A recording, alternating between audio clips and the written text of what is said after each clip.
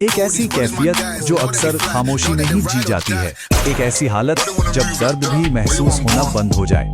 आज चलिए इस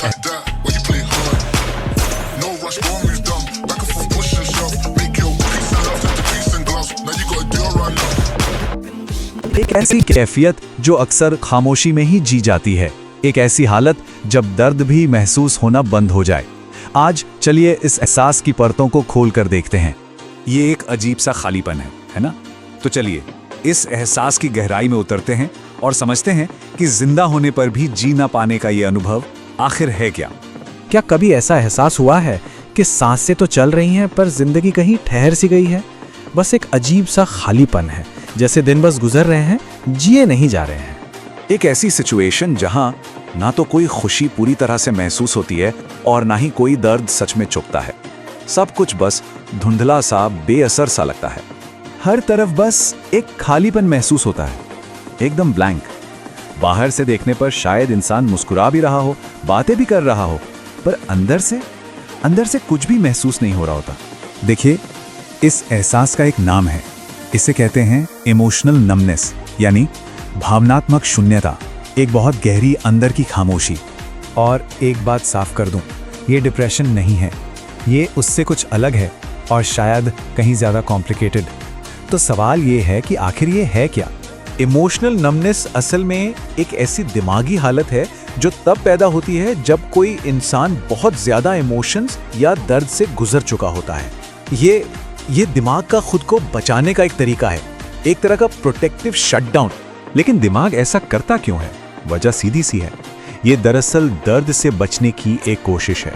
इसको ना कुछ ऐसे समझते हैं। स्टेप 1, इंसान हद से ज्यादा महसूस कर चुका होता है। फिर स्टेप 2, वो इतना दर्द सहता है जो बर्दाश्त से बाहर हो जाता है। और फिर आखिर में स्टेप 3, टूटने से बचने के लिए दिमाग महसूस करने वाले स्विच को ही ऑफ करने का फैसला कर लेता है।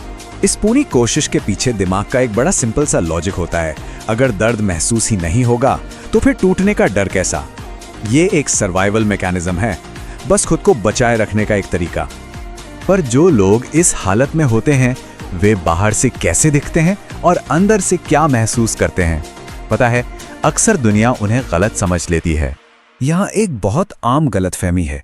जो लोग इमोशनली नम होते हैं, वो बाहर से देखने में अक्सर बहुत मजबूत लगते हैं, पर सच ये है कि वो मजबूत नहीं, वो अंदर से बुरी तरह थके हुए होते हैं।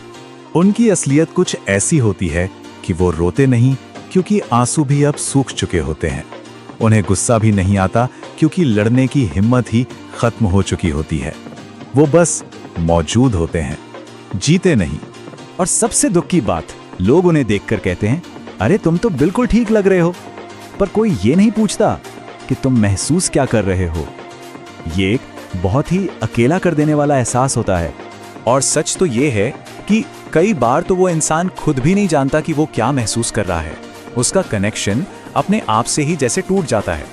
इसीलिए ये अकेलेपन का एहसास नहीं है, नहीं, ये खालीपन का एहसास है, जैसे इंसान अपनी ही जिंदगी में एक मेहमान बनकर रह गया हो। तो अगर कोई इस दौर से गुजर रहा है तो उसके लिए क्या समझना सबसे जरूरी है? ये एहसास असल में एक छुपी हुई पुकार है। तो चलिए इस एहसास को एक अलग नजरिए से देखते हैं। सबसे पहली और सबसे जरूरी बात, जो भी ऐसा महसूस कर रहा है वो टूटा हुआ नहीं है, बिल्कुल नहीं, और ना ही वो कमजोर है। ये कोई कमजोरी की निशानी नहीं है, ये एक बहुत लंबे संघर्ष के बाद आई हुई थकावट है। असलियत तो ये है कि वो इंसान बस बहुत लंबे समय से मजबूत बने रहने की कोशिश कर रहा था और अब उसका पूरा सिस्टम थक चुका है। इसीलिए कभी कभी कुछ भी महसूस ना कर पाना, ये अपने आप में एक खामोश चीख होती है, मदद के लिए एक पुकार जो सुनाई नहीं देती।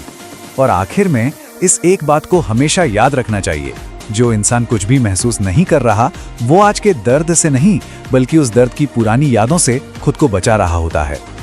These brothers my guys, know that we fly, know that they ride or die.